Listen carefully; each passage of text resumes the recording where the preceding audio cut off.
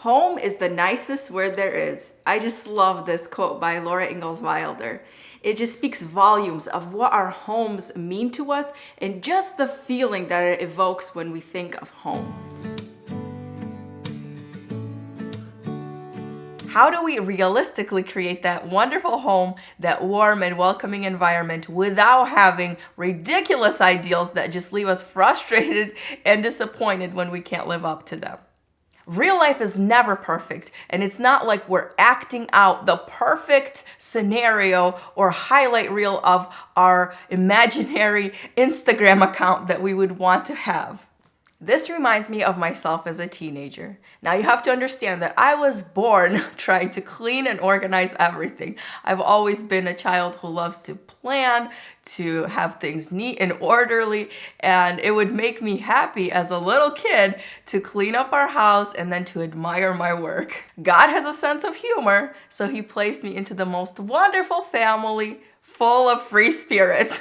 My parents and most of my siblings are all very spontaneous, fun-loving people, and I could never understand them when I was younger. It also didn't help that we lived in a teeny tiny place. 8 people, 3 really small bedrooms. It was just very tight, and it's really hard to keep things organized when there's not a place to put everything in the first place. I actually think my parents did a really good job at this, but in my eyes, I just wanted things to be perfect. I especially loved cleaning when nobody else was home and I could just get in my zone, get everything perfect. It made me so happy to admire my work and to see everything in its place, looking so perfect and neat and tidy.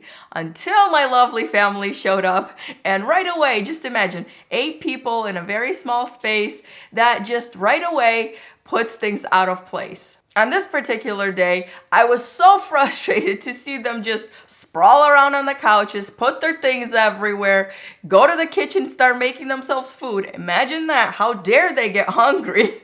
And I was so upset. Of course, I let them know exactly what I thought. And then when my dad came in, I was literally crying and telling him all of my frustrations, how hard I had worked. I had cleaned for hours and then they just came in and messed it up right away.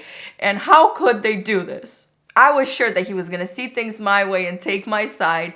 But you know what he said that day?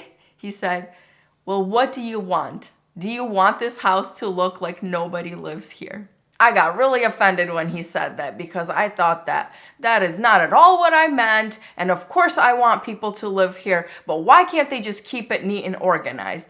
And then I realized that he was right. I actually did deep down want it to look as perfect as though nobody lived there, because they weren't really making a mess. I did not live in a house full of slobs, even though I make it sound like it. Not at all. They were just doing normal things that families do. They were living in the house, making themselves snacks, putting their things down, but it messed up the perfection that I had set up there.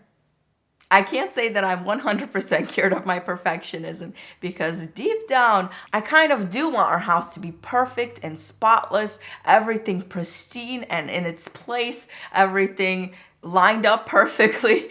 And that is so ridiculous because nobody lives like that. I'm so glad that my parents taught me this from a very young age, and I have much more relaxed standards. I'm okay with having a neat and tidy house, but that still has signs of life in it. Right now, as I'm sitting here, I'm looking over there and I see a box of my son's Legos. I see their cars under our dining room table, and there's always things laying around, and I'm okay with that because they're playing with them. They're having a great time. Part of making a home feel welcoming and comfortable is when the people who live there aren't afraid to live there.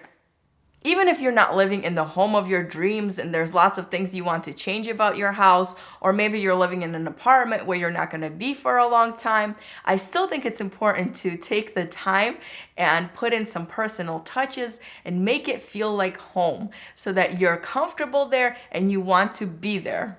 It's completely understandable that if you live in a home that's not your own, it's an apartment, you can't do a lot of things to change it. Or if it's a home that you don't want to live in for the rest of your life, maybe you don't want to invest in making it better. But you don't have to do huge renovation projects and make everything exactly up to your ideals to make the space your own and to feel like home. Add family photos or pictures that make you happy. Add different colors to your home that you enjoy looking at, whether they're neutrals or more colorful and vibrant. You can add some pillows, some flowers, and fresh flowers are definitely a great way to make a space look more elegant and beautiful. Open up the blinds to let the sun shine in. On nice days, open up the windows so you can get a nice breeze. Turn on some music. All of this helps so much in creating that awesome atmosphere in your house. And one of the best ways that we can make our home feel inviting and where we want to spend our time is by keeping it neat and tidy. Now, notice I did not say perfect because that is not realistic, but it's so nice when we enter a space and there's not clutter everywhere. It's scientifically proven that physical clutter creates chaos and disorder in our brains too.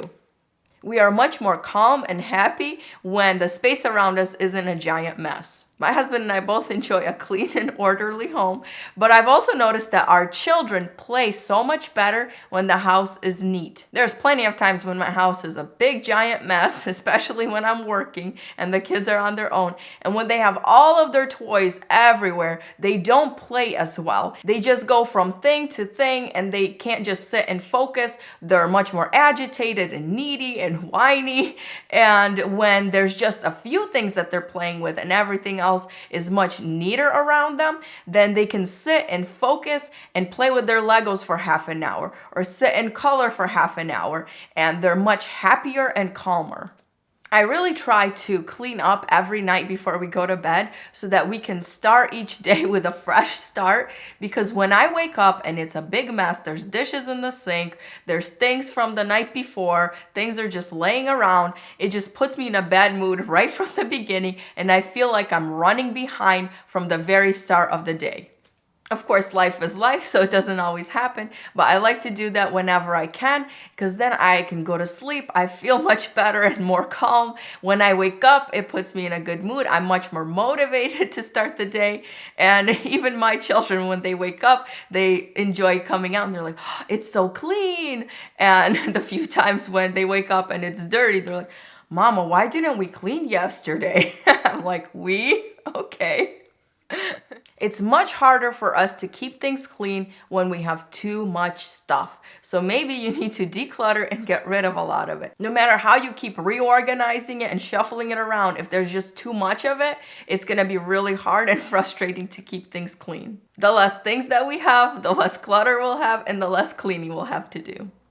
No matter what your situation in life is, whether you're a stay-at-home mom or you work from home or you work outside the home, whether you have children or you live by yourself, we are all homemakers. We all create the home that we are in, whether it's your own home that you own or you live in an apartment or you move from place to place. The home that we create is made by us. We all play a really important role in how our families feel while they're in our home and the memories that our children are creating in the few short years that they are with us and are going to carry them with them. We also decide what home means personally to us as we're living in our home in the present, not in some future perfect house that we're going to have someday with cuter furniture, better landscaping, and better cooking skills, but today, right now, in the home that I have here, with the family that I have now and the circumstances that I'm living with today.